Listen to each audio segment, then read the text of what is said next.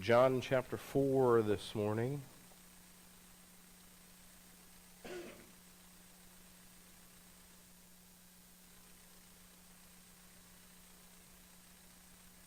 Last week we talked about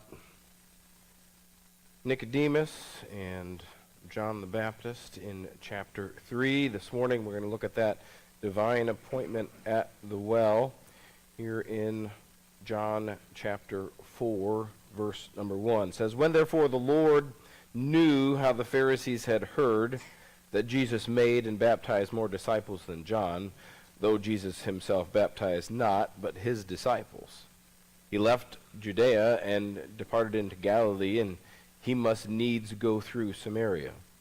Then cometh to a city of Samaria, which is called Sychar, near to the parcel of ground that Jacob gave to his son Joseph. Now Jacob's well was there. Jesus therefore being wearied with his journey, and sat thus on the well, and it was about the 6th hour. There cometh a woman of Samaria to draw water. Jesus saith unto her, Give me drink. For his disciples were gone away into the city to buy meat. Then saith the woman of Samaria unto him, How is it that thou, being a Jew, askest drink of me, which am a woman of Samaria? For the Jews have no dealings with the Samaritans. Jesus answered and said unto her, If thou knewest the gift of God, and who it is that saith to thee, Give me to drink, thou wouldest have asked of him, and he would have given thee living water. The woman saith unto him, Sir, thou hast nothing to draw with, and the well is deep. From whence then hast thou that living water? Art thou greater than our father Jacob, which gave us the well, and drank thereof himself, and his children, and his cattle? Jesus answered and said unto her, Whosoever drinketh of this water shall thirst again. But whosoever drinketh of the water that I shall give him shall never thirst, but the water that I shall give him shall be in him a well of water springing up into everlasting life. The woman saith unto him, Sir, give me this water, that I thirst not, neither come hither to draw. Jesus said unto her, Go, call thy husband, and come hither.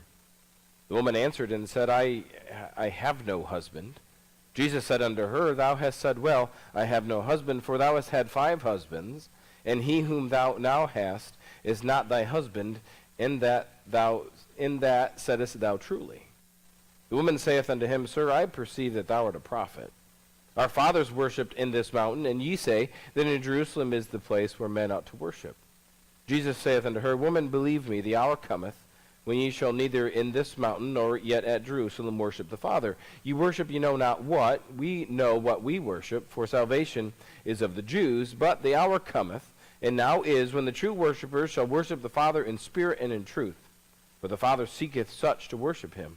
God is a spirit, and they that worship him must worship him in spirit and in truth. The woman saith unto him, I know that Messiah cometh, which is called Christ. When he is come, he will tell us all things. Jesus saith unto her, I that speak unto thee am he. And upon this came his disciples, and marveled that he talked with the woman. Yet no man said, What seekest thou, or why talkest thou with her? The woman then left her water pot, and went her way into the city, and saith to the men, Come see a man, which told me all things that ever I did. Is not this the Christ? Then they went out of the city and came unto him. In the meanwhile, his disciples prayed, saying, Master, eat. But he said unto them, I have meat to eat that ye know not of. Therefore said the disciples one to another, Have any man brought him aught to eat? Jesus saith unto him, My meat is to do the will of him that sent me, and to finish his work. Say not ye, There are yet 4 months, and then cometh harvest? Behold, I say unto you, Lift up your eyes, and look on the fields, for they are white already to harvest. And he that reapeth receiveth wages, and gathereth fruit unto life eternal, that both he that soweth and he that reapeth may rejoice together. And herein is that saying true, One soweth, and another reapeth. I sent you to reap that whereon ye bestowed no labor. Other men labored, and ye entered into their labors. And many of the Samaritans of the city believed on him, for the saying of the woman which testified, He told me all that ever I did. So when the Samaritans were come unto him, they besought that he would tarry with them, and he abode there 2 days. And many more believed because of his own word. And said unto the woman, Now we believe, not because of thy saying, for we have heard him ourselves, and know that this is indeed the Christ, the Savior of the world. Now after 2 days he departed thence and went into Galilee, and for Jesus himself testified that a prophet hath no honor in his own country. Then when he was come into Galilee, the Galileans received him, having seen all things that he did at Jerusalem at the feast, for they also went unto the feast. So Jesus came again into Cana of Galilee, where he had made the water wine, and there was a certain nobleman whose son was sick at Capernaum. When he had heard when he heard that Jesus was come out of Judea into Galilee, he went unto him and besought him that he would come down and heal his son, for he was at the point of death. Then said Jesus unto him, Except ye see signs and wonders, ye will not believe. The nobleman said unto him, Sir, come down ere my child die. Jesus saith unto him, Go thy way, thy son liveth. And the man believed the word that Jesus had spoken unto him, and he went his way. And as he was now going down, his servants met him and told him, saying, Thy son liveth. Then inquired he of them the hour when he began to amend, and they said unto him, Yesterday at the 7th hour the fever left him.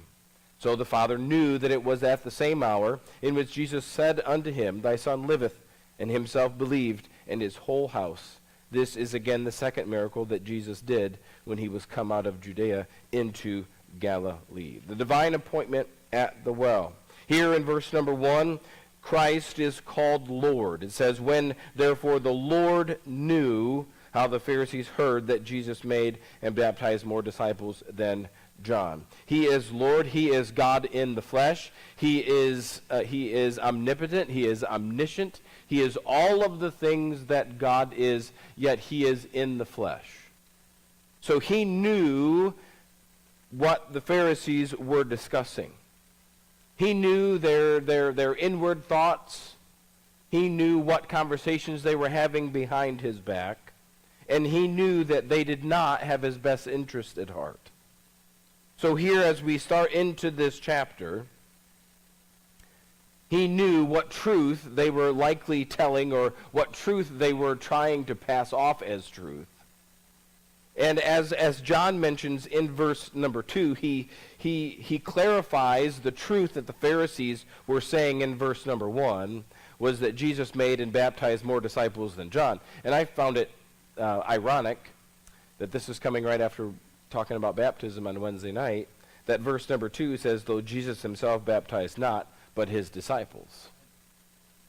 Because Paul said, I came not to baptize. Christ sent me not to baptize, but to preach the gospel. And Jesus himself didn't even baptize. Boy, that throws some knots and some tails, doesn't it? Jesus didn't come to baptize, so therefore he didn't.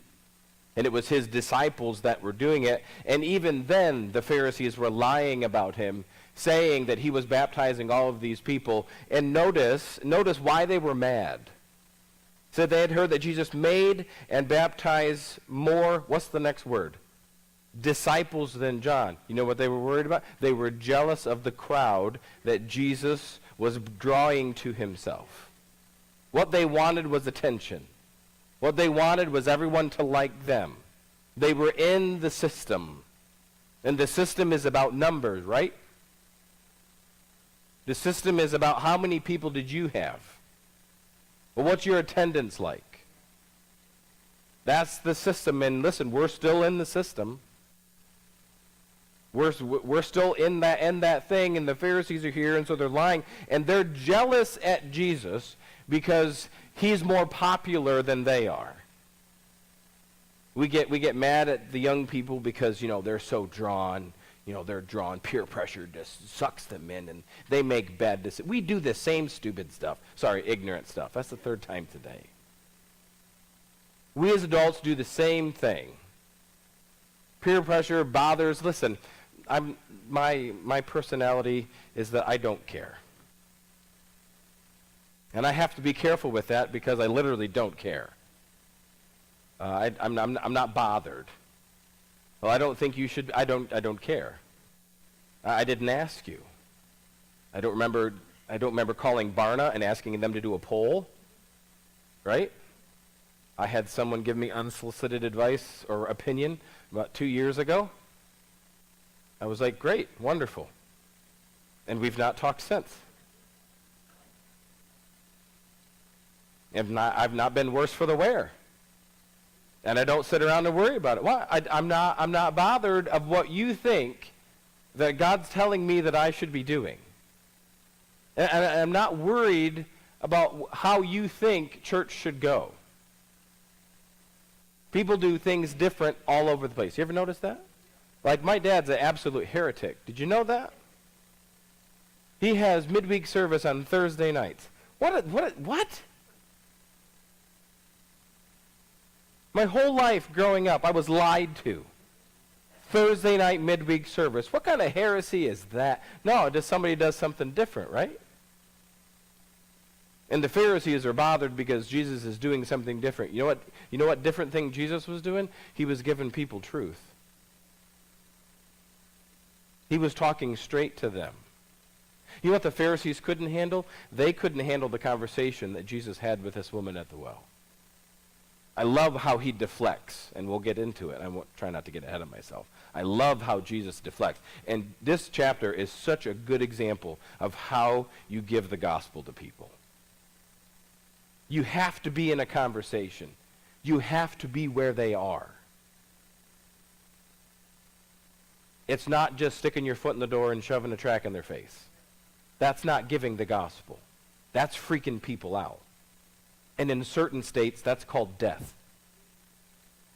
Go to Texas and stick your foot in someone's door. Yeah, you're going to be mostly dead all day by the time you get done with that. So here the Pharisees kick off this chapter with just being upset that Jesus Christ is more popular than they are. Notice, we'll give you several points this morning. In verses 1 through 5, notice this. Here's the decision made. Jesus Christ makes a decision, but so do the Jews. So do the Pharisees. They step off into following Jesus Christ, and not for the sake of following him. But the decisions they make are all based on keeping tabs on him to make sure that he's doing it the proper way. To make sure that he's following the guidelines that they've put forth. Totally missing the fact in John chapter 1, John says, in the beginning was the Word. And the Word was with God, and the Word was God. But they were so caught in their religion that they could not see who was standing. Let me rephrase. They would not see who was standing in front of them. They could see. See, how do we know? Chapter 3. Nicodemus knew who Jesus was. So there's no way the rest of his buddies had no idea who Jesus Christ was. Notice in the decisions made, we have religion's nagging voice. Matthew Henry says the success of the gospel exasperates its enemies, and it is a good sign that it is getting ground when the powers of darkness are enraged against it. So you'd call religion the power of darkness? Absolutely, because religion damns people to hell. Religion puts people on a fast train to a really hot place. Because it's all based on you doing what you're told to do. You know what religion is? You know what religion is worried about? They're nervous about losing control. And that's what the Pharisees are worried about. They couldn't control him. Multiple places they were going to grab him, but they knew what the people thought. And so they didn't. Religion is nervous about losing control. Religion is negative about others doing it differently. Everybody's been involved. Everybody's heard. Well, this church does it this way. Oh, do they? It's interesting. And you can just hear it in the tone of the voice. Listen, it is not my job to march around this area and find out how every church is doing it.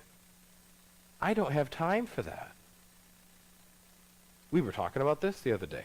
I know guys that do. I like podcasts. And I have certain friends that send me podcasts, and I tip my hat to you. I thank you for those. But I don't have time to sit and do a podcast.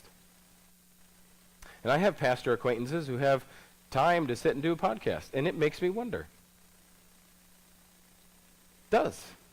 I'm not going to mention names, but I wonder, where does this magical time come from that you have to sit and do your podcast? It's just thoughts. Today is my day of sharing thoughts, huh? You got thoughts about basements this morning in Sunday school. Here's some more thoughts. Religion is negative about others doing it differently. They don't have a reason. Oh, they'll go grab some random verse in the middle of Ezekiel or Hezekiah, right?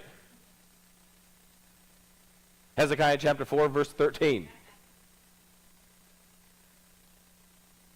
Religion's nagging voice. But then notice in verse number 4, the reality of a need. Jesus is hearing all of that. He left Judea, verse 3, departs again to head towards Galilee. And he says this, he must needs go through Samaria. This conversation that we read this morning isn't an accident. You say, what, you think Jesus knew she was there? Yep. Absolutely. Don't second guess the people that you as a child of God run into on a daily basis. God will put people in your path so that you can have a conversation with them. So that you can, you ever do this? You wanna freak somebody out, but make them step back and look at their own life. When someone begins to tell you about their life and where they're at, what they're doing, just stop. Hey, can I just pray with you really quick about that? Most people won't say no, and you'll blow their mind. See, why would I do that? Why did God send that person along your path to talk about that thing that had nothing to do with what you were there about?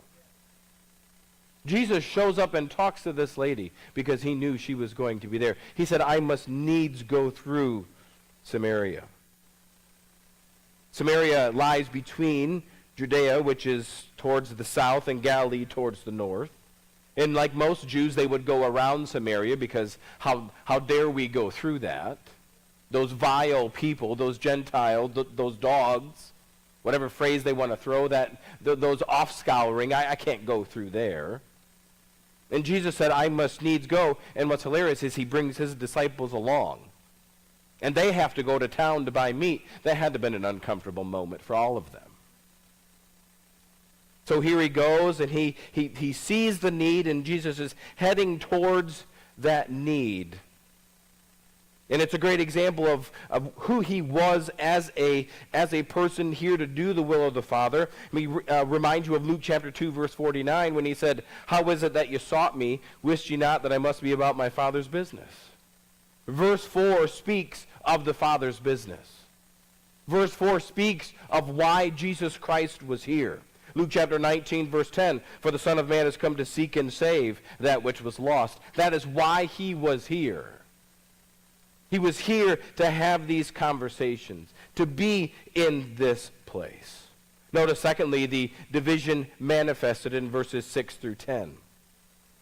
This was a conversation that generally wouldn't happen. These people did not associate with one another. They did not talk to one another. But notice what Jesus does when he shows up here in verse number 7. Then cometh a woman of Samaria to draw water, and Jesus saith unto her, give me to drink. Jesus initiates the conversation. You know why we don't talk to lost people? Because we don't initiate conversations. You know why you don't share the gospel? And I don't mean just giving a tract and running away. I mean having a conversation, getting to know someone. Jesus Christ initiates the conversation. He steps in and says, hey, he makes a request. Hey, give me a drink of water. But notice the rejection that she shoots right back to him in verse number 9. She speaks of the reality of the situation. She knows who she is. How is it that thou, being a Jew, how did she know that? Oh, they knew. How come you as a Jew can ask a drink of me, which am a woman of Samaria? Why would you talk to me? Why would you come here and sit on this well?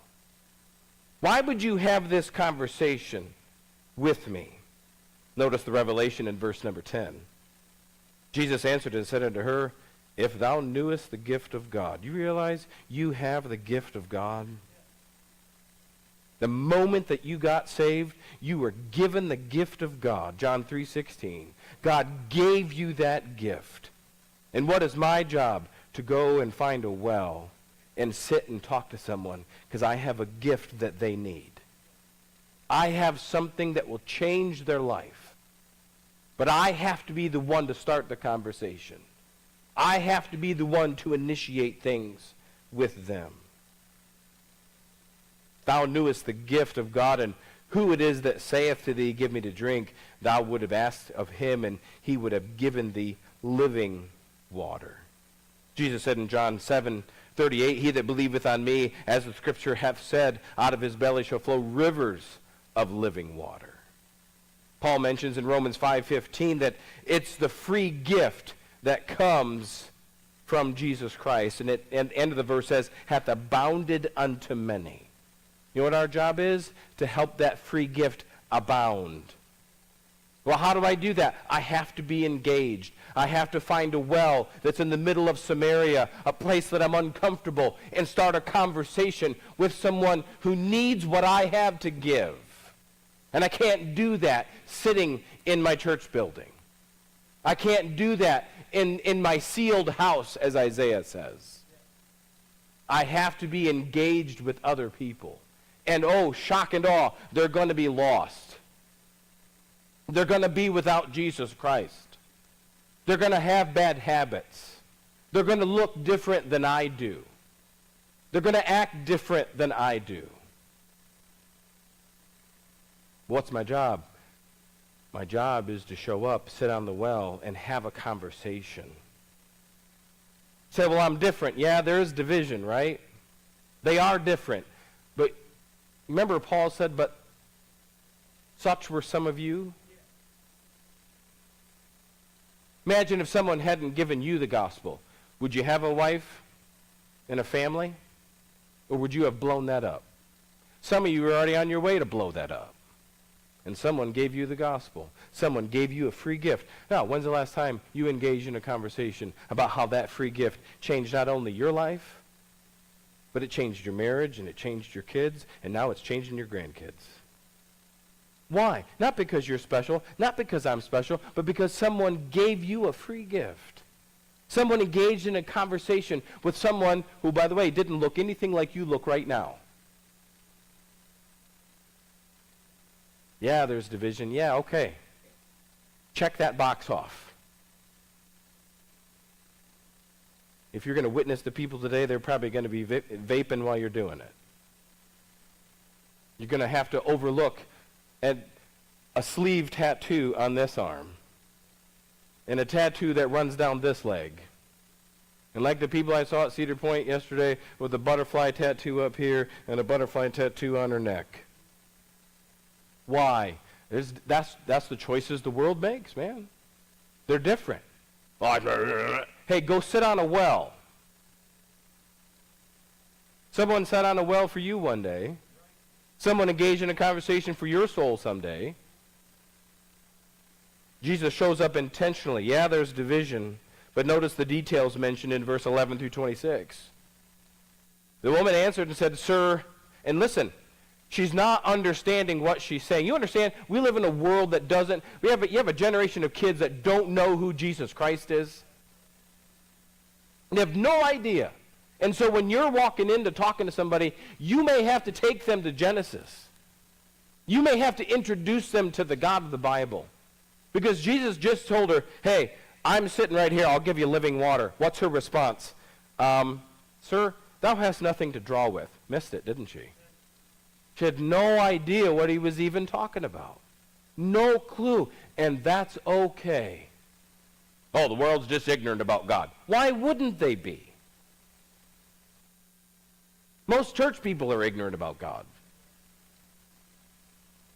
They're not going to know. She didn't understand what he was saying to her. The details mentioned here, number one, is life-giving water in verses 11 through 15. She asks him at the end of verse 11, from whence then hast thou that living water? You can't get into this well. You don't have anything to draw the water. So where's this living water coming from?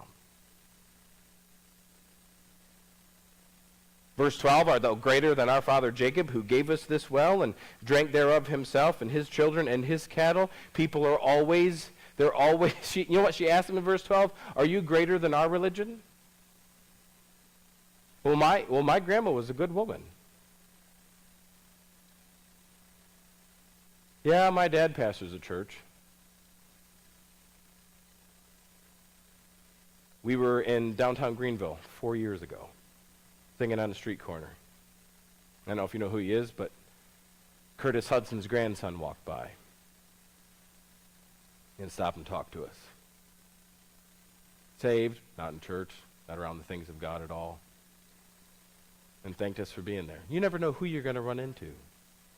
But you know what people always do? They're always going to link to what they know and how they can, in some way, maybe impress you. Well, I've been to church. Well, we're not talking about church. We're talking about living water. We're talking about something that can change your life. But what does Jesus say to her in verses 13 and 14? You know what he basically asked her? Are you willing to exchange your religion for some living water? Yeah, you've got the well. Yeah, you've got Jacob. Yeah, you've got all these things. Yeah, you got the Bible your grandma gave you. But are you willing to exchange that for some living water that will change your eternity? But you only get there. Listen, so well, I've never had those conversations. You never had those conversations because you don't engage in conversations. Those kinds of things don't come from talking to people about the gospel. People don't need talked to. They need to be in a conversation with you. It may take 2 or 3, 4, 5 conversations, 6 cups of coffee, which is, by the way, very spiritual. It may take that many to get to the place where you can talk about the death and the burial and the resurrection of Jesus Christ. The Bible says that he is not willing that any should perish. Do you know what that means? He's not tied into all of the church's programs of how they're going to see people saved. And whether they're successful or not. You know when Jesus Christ will come back? When there's no more want of Jesus Christ. Because he's not willing that any should perish. He wants all to come. So he sits and he talks with her about this life-giving water. But then notice what he does in verses 16 through 18. And here's where maybe we struggle in our culture right now. He jumps into her lifestyle choices. You know what you always have to talk about? You always have to talk about sin. Sin is what separates us from God. Sin will not be allowed into heaven someday. And so in the midst of this conversation, in verse 15, she says, the woman saith unto him, Sir, give me this water, that I thirst not, neither come hither to draw. Still hadn't made the connection yet. She's still thinking about the well that he is sitting on, and the well that she came forth to draw water from. And watch what Jesus says. He just takes a slight little left turn and says, Go call thy husband and come hither. Directly at her sin, directly at who she is. So that's just offensive. No, it's sinful. And it's not sin against the church. It's not sin against the pastor. It's sin against the holy Lord God. That's who the sin is against.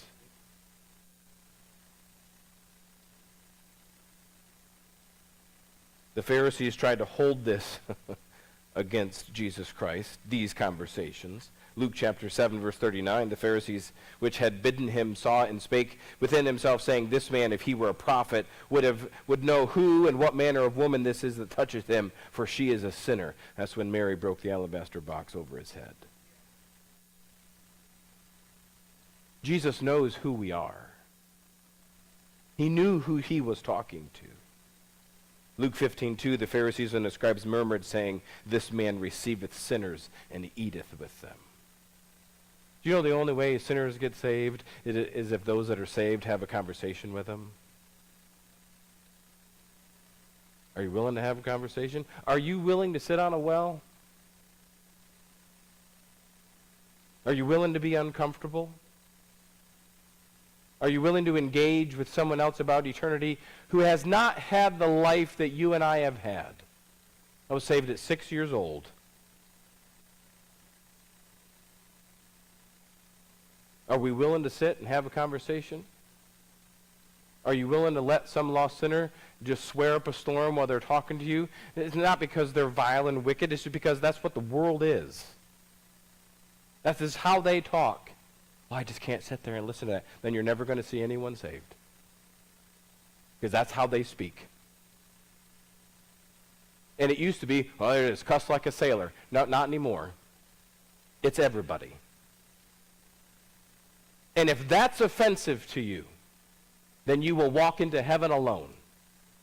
Because you're not willing to sit at a well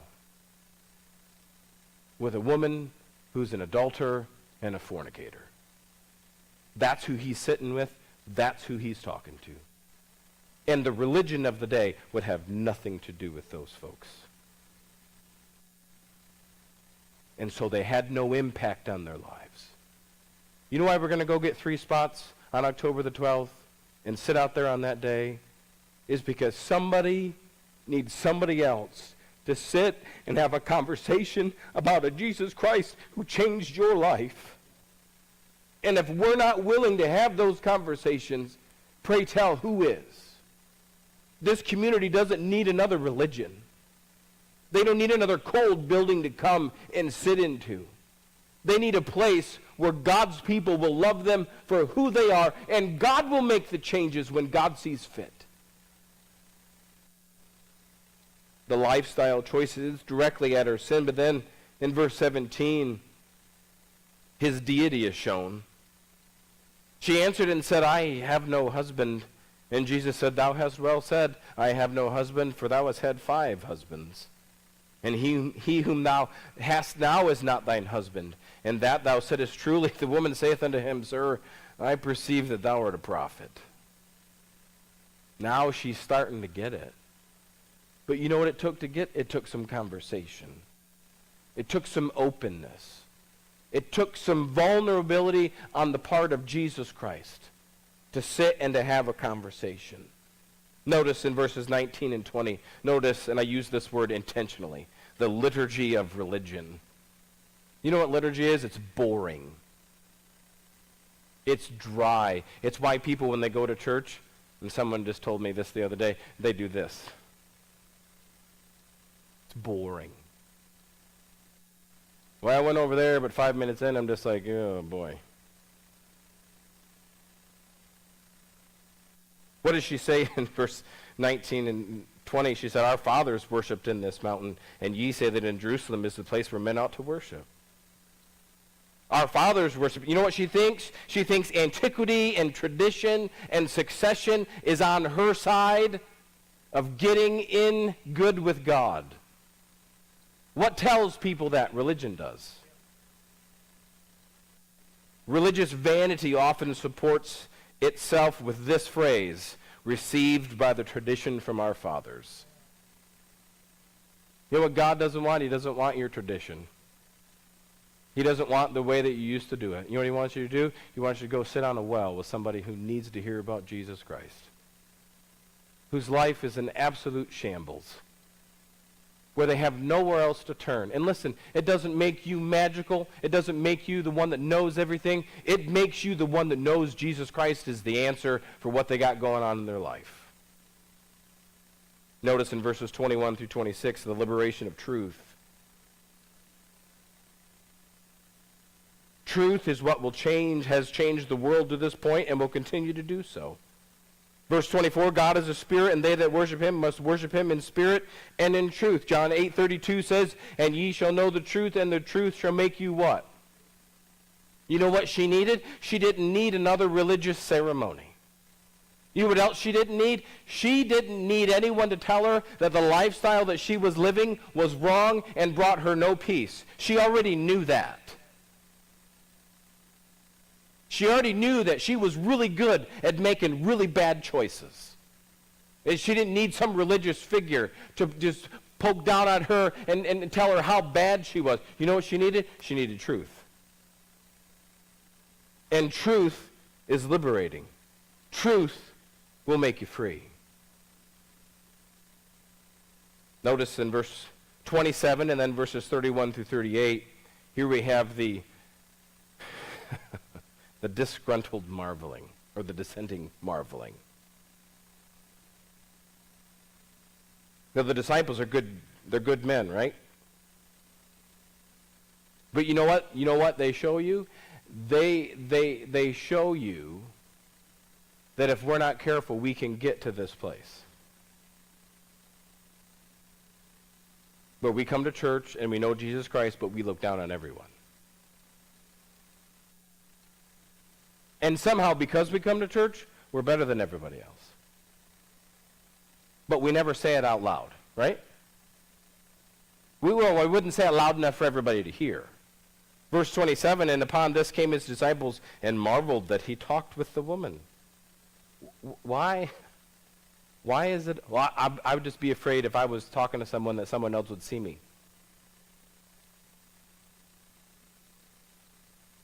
Right? I've heard that said. I probably wouldn't, I was going to talk to them, but, they're a little rough, so I didn't want anybody from church to go by and see me there. Oh, hold on. So someone dying and going into an eternal hell is less important than a church person seeing you having a conversation. The church person seeing you have a conversation holds more eternal weight, does it? I'm Confucian. You know what we've done? We've let religion dictate more in our life than we do the example of Jesus Christ himself. You know what the last thing he was thinking about? That his disciples are going to come back and think nasty things about him. Why? He was doing the will of the Father. You know what he wasn't doing? He wasn't joining in her sin. He wasn't becoming who she is. He was actually talking with her about what was wrong of who she was and what she needed. But was in a conversation, and he was seen with her. But he wasn't worried about it. The collective opinion in verse 27 is that they were thinking, what seekest thou? And they were thinking, why talkest thou with her? But no one was actually going to say it out loud. You know what we do instead? We just shun those people over to the side because they talk to lost people. You say, really? Oh, I could get really personal, but I won't. You know what most saved people are afraid of? They're afraid of lost people.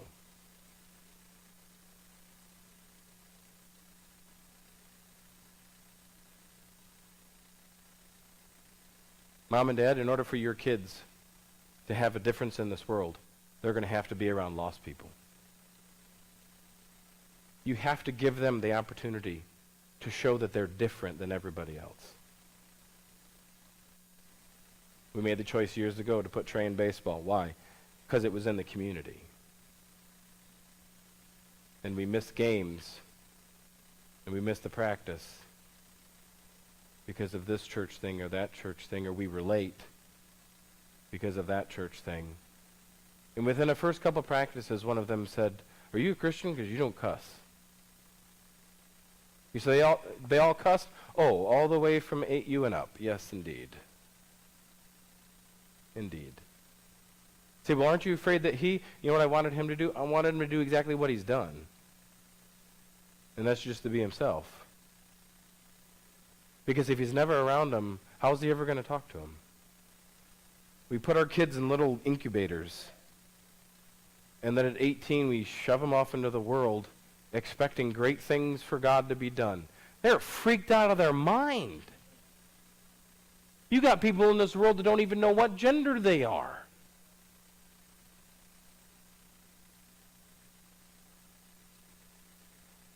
Jesus Christ shows up, sits on the well, begins to have this conversation. His disciples come back, and, well, they're not going to say nothing, but they're all judging, right? Notice in verse 31 through 34, here's the collective misunderstanding. In the meanwhile, his disciples prayed him, saying, Master, eat. But he said unto them, I have meat that ye know not of. Therefore said the disciples one to another, Hath any man brought him aught to eat? Jesus saith unto him, My meat is to do the will of him that sent me, and to finish his work. Father, if thou be willing, remove this cup from me. Nevertheless, not my will, but thine be done. You know what he was doing? He was doing the will of the Father. He was doing exactly what his Father had sent him to do. And then he gives us a message in verses 35 through 38. Here's the collective harvest. He said, Lift up your heads, look on the fields, for they are white already to harvest. Hey, look where we are. All of these people need to know about me. They need to know why I'm here. And that hasn't changed a bit since that moment. The world still needs Jesus Christ. Your neighbors still need to know why Jesus Christ and how Jesus Christ has changed your life. They need to know that truth. Notice in verses 28 through 30 and 39 through 42 the declaration made. Notice what she does in verse 28. So the disciples show back up in verse 27, weird looks, weird glances, right? But it says in verse 28, the woman then left her water pot and went her way into the city. The declaration made here, number one, notice this, the forsaking of your truth. The forsaking of your truth. You know what she did? She left behind the thing that she drew water with. Because she finally got the picture that what she was doing wasn't helping her eternity. What her actions weren't helping where she was going. She left her water pot behind. She left all of that there and went to find other people to tell about who she was talking to. Notice in verse 29, here's the foretelling of the truth. Come see a man which told me all things that ever I did. Is not this the Christ? Here's what people already know.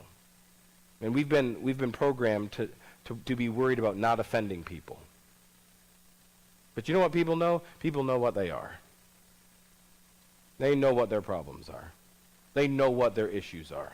And this woman said, hey, come see this man. He's told me everything that I've ever done, that I've ever been involved with. Isn't this the Christ? Isn't this the one that we're looking for? Verses 39 through 42. Many of the Samaritans believed on him for the saying of the woman which testified, he told me all that ever I did. Verse 42, and said unto the woman, now we believe, not because of thy saying, for we have heard him ourselves, and know that this is indeed the Christ, the Savior of the world. Here's the declaration. The world needs the truth. And here's how this works. It's really simple. If you would tell someone else the truth, you know what they'll do? They'll go tell someone else the truth. But when was the last time we were willing to go and sit in an uncomfortable place and talk to someone not about some weird conspiracy theory, but about the truth that's changed you? The truth that's given you confidence for eternity. The truth that you lean on. Then the end of the chapter ends in this, a very definitive miracle. Jesus Christ moves on and walks back into Galilee, and this man comes up, and we talked about this in Sunday school a couple months ago. But the same thing worked with this woman. Notice in verse number 50. Jesus saith unto him, Go thy way, thy son liveth. And the man believed the word that Jesus had spoken unto him, and he went his way. This is the definitive miracle for this chapter. Why? Because the same truth that the woman believed, this man believed. It's not about believing what I'm saying. It's not about believing that this church is the way, the truth, and the life. It's about believing the words that Jesus Christ has said. He said to this woman, you need the living water. He said to this man, your son is healed. And both of them believed the words that Jesus Christ said. That is the changing of the truth right there. The truth of Jesus Christ is what changes you, not me. Verse 53 says, Thy son liveth, and himself believed, and his whole house. Can I just be honest and tell you why I don't think we see that anymore? Is because we're not telling people. Oh, God's just not saving people anymore. I know, Journey, is that true? No, that's not true, is it? You know, when was the last time you sat and talked to someone else about Jesus Christ? Not preaching, talking. Just a conversation. But walking into the gospel, taking them how Jesus Christ has changed your life. They give you this quote and we'll be done this morning. This is by Matthew Henry. It says, when opportunities of getting the knowledge of God are brought to our doors, we are inexcusable if we neglect them. How many divine appointments are you asking for? How many times during your week are you asking God to bring you somebody to talk to? He must needs go through Samaria. Why? They didn't talk. They didn't get along. They hated each other. But he knew that woman that day was going to be sitting on that well. She was coming to get water out of that well, and he was going to go, and he was going to have a conversation with her, and not only change her life, but change the lives of people all around her. Why? Because he intentionally made a choice to have a conversation with someone that needed the gospel. Let's bow our heads this morning. How are your divine appointments? Who is it that you're sharing the gospel with? Who is it that you're talking to? Who is it that you're engaging with? It's literally the only reason we're here. We're not here to have a great church. We're not here to be the best church member. We are here to go find a well and to sit and have a conversation with someone else about Jesus Christ. If he's changed your life, if he's brought joy and peace, we talked about this morning, into your existence, it ought to be an easy conversation to have. It ought to be the easiest conversation you could ever have. As the piano plays this morning, some have come. If the Lord's spoken to you, I'd ask you to come and speak to him.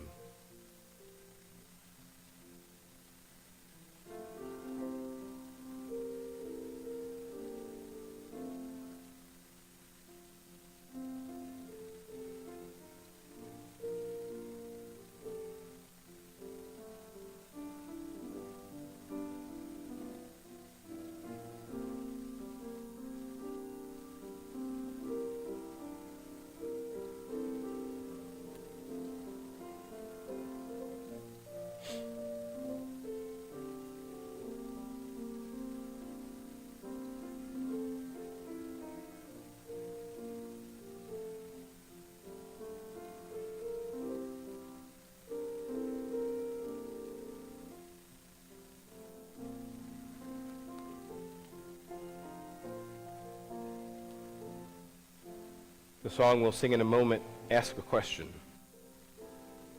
And it's a good question. I want you to leave challenged this morning, not because of anything that I've said, but because of the reality of the truth of the Word of God. Jesus Christ came into the world to save sinners, Paul said, of whom I am chief. The song says, I wonder, have I done my best? Maybe we haven't, but we get another week to try. And who is it this week that would be your divine appointment? Who is it that God's going to bring into your office, into your workplace, to stand next to you at the job? Who's going to be there this week? And all you need to do is just sit there on that well and tell them about the one who's changed your life.